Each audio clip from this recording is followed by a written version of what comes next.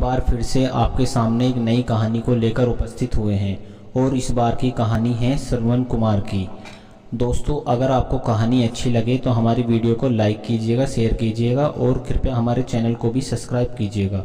तो दोस्तों, ज़्यादा वक्त न लेते हुए शुरू करते हैं आज की कहानी।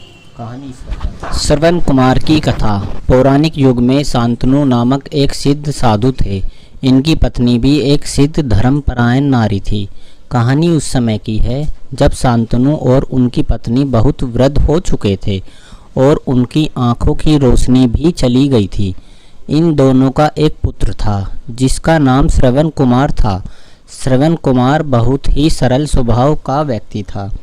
माता पिता के लिए उसके मन में बहुत प्रेम एवं श्रद्धा थी। वो दिन रात अपने माता पिता की सेवा करता था।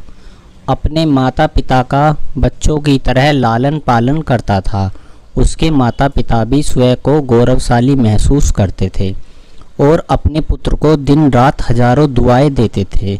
कई बार दोनों एक दूसरे से कहते थे कि हम कितने धन्य हैं कि हमें श्रवण कुमार जैसा मातृभक्त पुत्र मिला है, जिसने स्वयं के बारे में न सोचकर अपना पूरा जीवन वृद्ध नेत्रहीन माता पिता की सेवा में लगा दिया।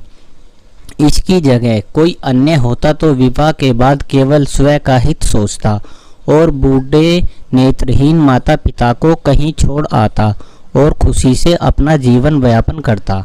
उनकी ये बातें श्रवण ने सुन ली। उसने अपने माता पिता से कहा कि मैं कुछ भी भिन्न नहीं कर रहा हूँ, यह मेरा कर्तव्य है। जब मैं छोटा था तब आपने मुझे इससे भी ज़्यादा अच्छा जीवन दिया और अब मुझे यह सौभाग्य प्राप्त हुआ है कि मैं आपकी सेवा करूं। आप दोनों को जो भी इच्छा रखते हैं मुझे कहें, मैं उन्हें अवश्य पूरा करूंगा। तब शांतनु और उसकी पत्नी कहते हैं, हे पुत्र श्रवण, हम दोनों की आयु बहुत हो चुकी है। अब जीवन का कोई भरोसा नहीं है। किसी भी समय हमारी आंखें बंद हो सकती हैं। ऐसे में हमारी एकमात्र इच्छा है, हम तीर्थ यात्रा करना चाहते हैं। क्या तुम हमारी यह इच्छा पूरी कर सकते हो? श्रवण कुमार अपने माता पिता के चरणों को पकड़कर अत्यंत प्रसन्नता के साथ कहता है, हाँ पिताश्री, यह तो मेरे लिए परम सौभाग्य की बात होगी कि मैं आप दोनों की इच्छा पूरी करूं। श्रवण अपने माता पिता को तीर्थ करवाने हेतु एक कांवड़ तैयार करता है, जिसमें एक तरफ अपने पिता एवं दूसरी तरफ अपनी माता को बैठाता है और कांवड़ के डंडे को अपने कंधे पर रखकर यात्रा शुरू करता है। उसके हृदय में माता पिता के प्रति इतना स्नेह है कि उसे उस कांवड़ का तनिक भी भार नहीं लगता है। अपने पुत्र के इस कार्य से माता पिता का मन प्रसन्नता से भर उठता है और वे पूरे रास्ते अपने पुत्र श्रवण को दुआएं देते चलते हैं।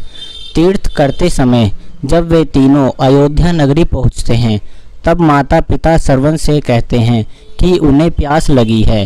श्रवण कांवड़ को जंगल में रखकर हाथ में घड़ा लेकर सरयू नदी से जल लेने जाता है।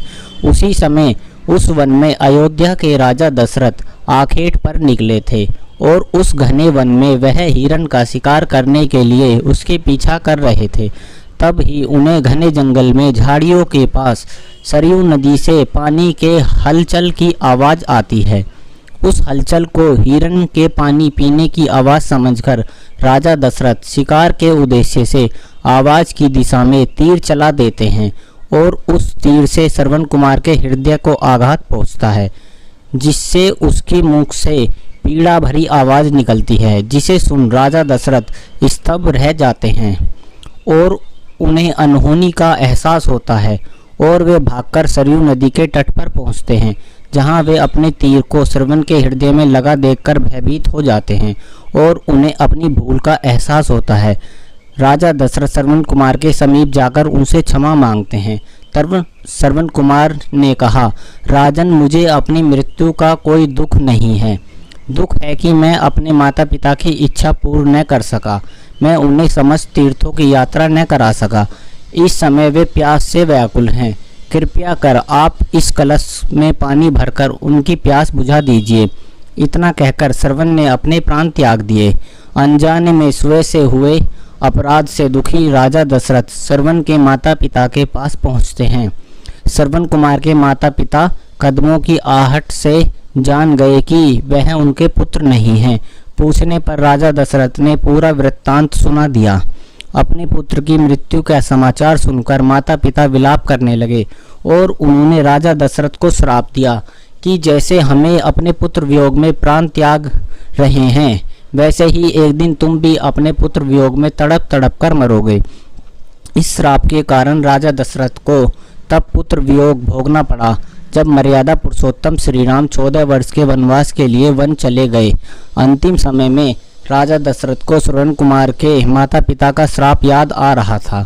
पुत्र वियोग में तड़पते हुए राजा दशरथ ने भी अपने प्राण त्यागे थे। इस कहानी से हमें यह शिक्षा मिलती है कि बिना सोचे समझे कार्य करना आपको गलती का पात्र बना देता है और आप ना चाहते हुए भी दूसरों के दुख का कारण बन जाते हैं। यह थी श्रवण कुमार की कहानी। अपने माता पिता की भक्ति के कारण ही श्रवण कुमार पुराणों में जीवित है। श्रवण कुमार सदैव अपनी मातृभक्ति के लिए जाने जाते हैं। उन्हीं की कहानी सुनाकर माता पिता अपने बच्चे को संस्कारित करते हैं। दोस्तों, आपको कहानी अच्छी लगी हो तो वीडियो को लाइक कीजिएगा, शेयर कीजिएगा, कमेंट कीजिएगा और हमारे चैनल को भी सब्सक्राइब कीजिएगा। धन्यवाद।